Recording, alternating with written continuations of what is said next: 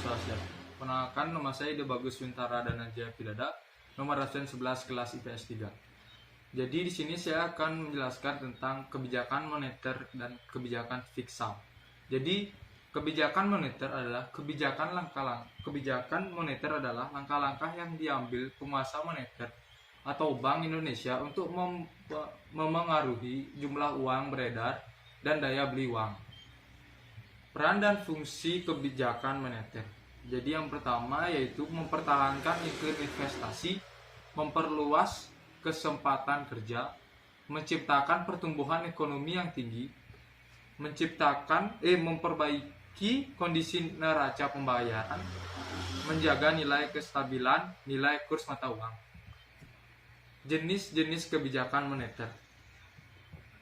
Kebijakan moneter ekspansif atau easy money policy atau politik uang longgar. Kebijakan untuk meningkatkan peminat agregat sehingga dapat menaikkan pendapat nasional atau produksi nasional dan berakibat terjadi kenaikan harga-harga atau inflasi.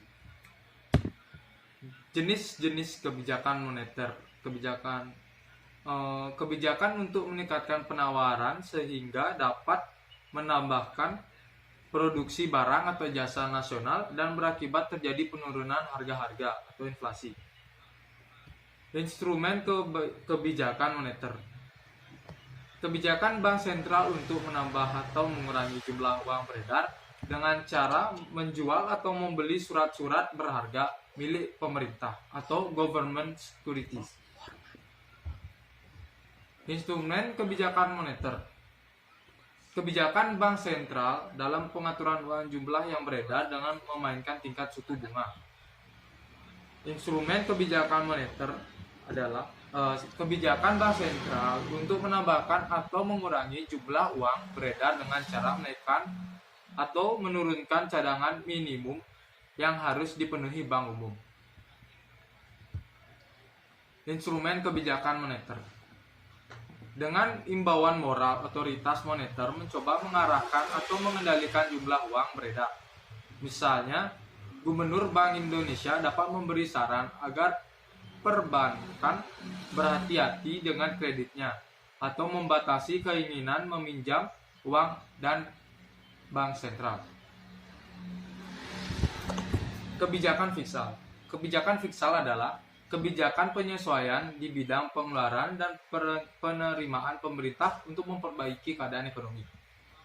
Tujuan dan peran kebijakan fiskal adalah menurunkan tingkat inflasi, meningkatkan produk domestik bruto, mengurangi tingkat pengangguran, dan meningkatkan pendapatan masyarakat.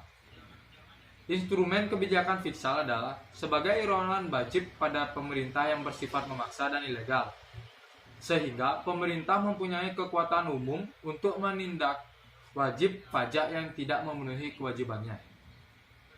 Instrumen kebijakan fiskal.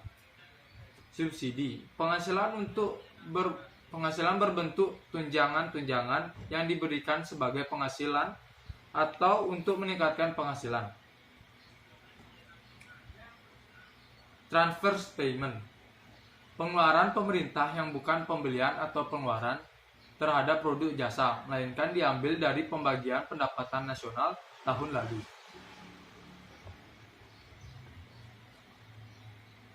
Sekian dari pembahasan saya. Mohon maaf jika ada kesalahan kata. Saya tutup dengan parama Santi.